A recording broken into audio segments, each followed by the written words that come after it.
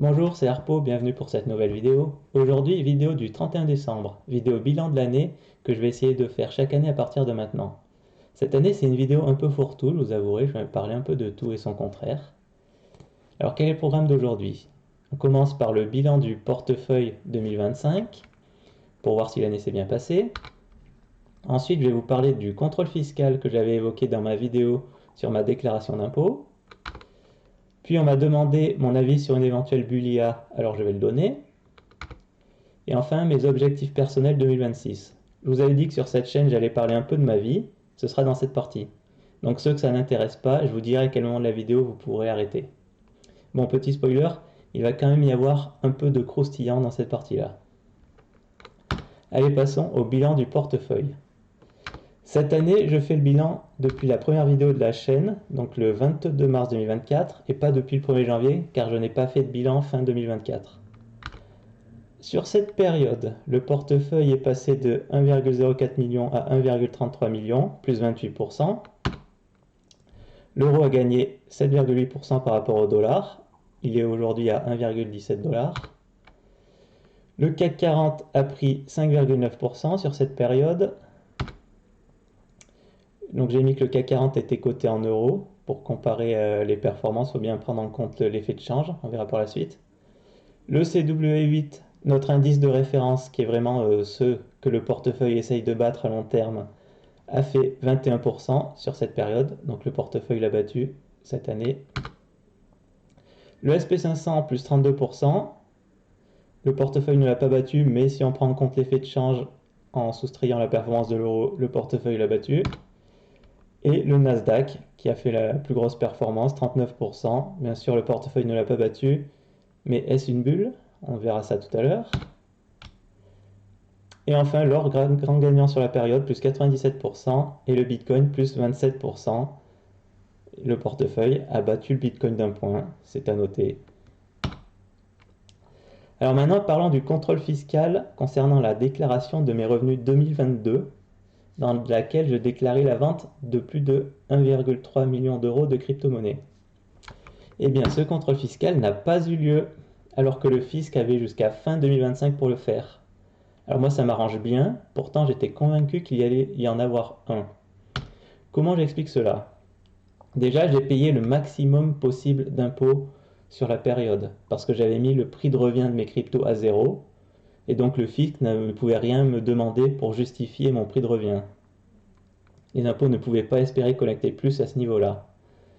Par contre, ils auraient pu me demander de justifier que ces revenus ne provenaient pas d'une activité professionnelle, ce qui aurait changé le barème à mon désavantage, parce que j'aurais pas eu la flat tax pour caper le taux d'imposition à 30%. Mais donc ils ne m'ont rien demandé là non plus, n'ont pas fait de contrôle fiscal. Peut-être était-ce parce que c'était un trop petit montant, je ne sais pas. En tout cas, bonne nouvelle pour moi. Ensuite, la bulle IA. Alors on m'avait demandé mon avis. Déjà pour moi, c'est pas comme en 2000, car les entreprises IA gagnent de l'argent par ailleurs. Elles n'ont pas juste un nom de domaine qui pourrait leur faire gagner de l'argent dans le futur. Donc pour moi, le dégonflement qui sera moins violent s'il a lieu. Il est vrai que je suis surexposé au Nasdaq, via le LQQ bien sûr, mais j'ai ma stratégie de rééquilibrage du portefeuille pour garder un effet de levée constant qui fait que, par exemple là, lors du dernier bilan trimestriel, j'ai vendu du LQQ. Donc normalement, le rééquilibrage fait que je garde une exposition raisonnable sur le Nasdaq et je suis un peu à l'abri de toute éventuelle bulle. Mais je ne prédis pas l'avenir, je ne sais pas ce qui va se passer. Par contre, ce que je sais, c'est que j'essaierai de ne pas changer la stratégie au moindre doute. Là, on a un doute sur la bulle IA, c'est pas le moment de changer la stratégie à mon avis. Je peux me tromper. Mais la stratégie a été réfléchie dans un moment calme et il ne faut pas paniquer au moindre marché qui change de son habitude. Voici mon avis sur la bulle IA. Ensuite, mes objectifs 2026. Donc objectif numéro 1, ne pas s'éloigner de la stratégie. Même si elle n'est pas non plus gravée dans le marbre à 100%, comme je vous disais, L'avoir me permet de ne pas faire n'importe quoi de très spéculatif. En fait, le plus gros danger du portefeuille, ce n'est pas une éventuelle bulle ou un crack, c'est moi le plus gros danger du portefeuille. D'ailleurs, si vous vous demandez pourquoi j'ai créé cette chaîne, une des raisons est que ça me force à ne pas faire n'importe quoi avec le portefeuille. Voilà. Bon, maintenant on attaque la partie un peu plus perso où je vais raconter ma vie. Ceux que ça n'intéresse pas, je vous dis à plus. Donc objectif numéro 2, trouver un emploi. Si je ne vous ai pas trop parlé de ma vie perso jusqu'à présent, c'est que rien n'a changé depuis la création de la chaîne, pas grand chose. Je ne travaille toujours pas depuis bientôt 2 ans, mais je compte reprendre une activité cette année. Je ne sais pas exactement quoi, dans quel domaine, mais j'ai besoin de le faire pour mon équilibre personnel et aussi pour m'aider pour l'objectif numéro 3, qui est trouver l'amour. Oui, toujours pas de changement à ce niveau-là, mais on va y revenir.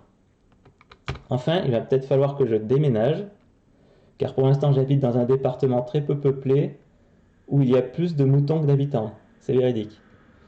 Et retenez bien les moutons, ils auront une importance dans la suite de cette vidéo. Retenez bien. Donc cette situation démographique n'est pas forcément idéale pour mes objectifs 2 et 3 de cette année.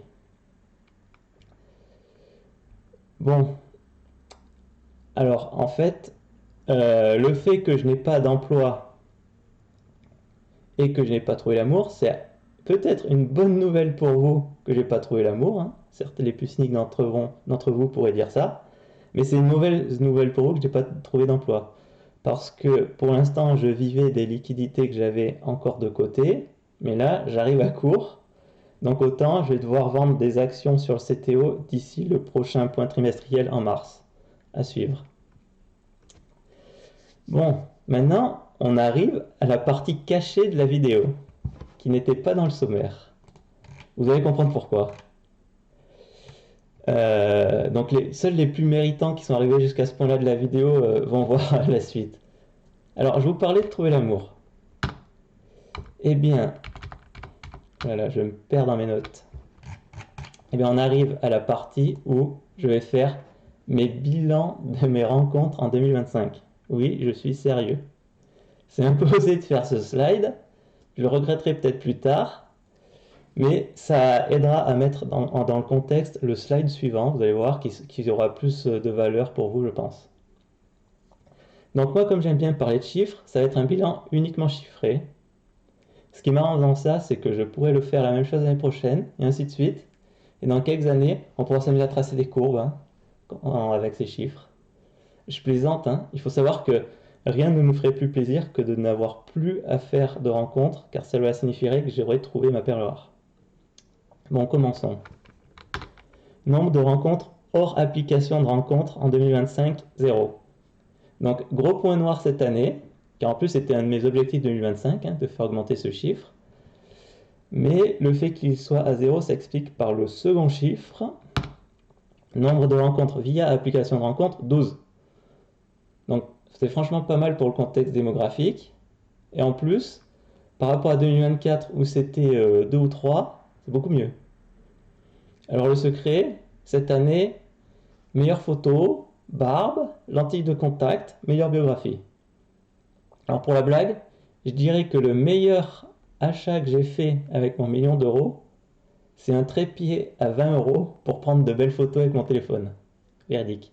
Ça a changé totalement l'année 2025 du coup. Ensuite, bon, sur ces 12 femmes, pour vous donner une petite idée, combien me plaisait? Pas du tout, moyennement, beaucoup. 4, 5, 3. Ok. Ensuite, nombre de deuxième rendez-vous sur ces 12 rendez-vous.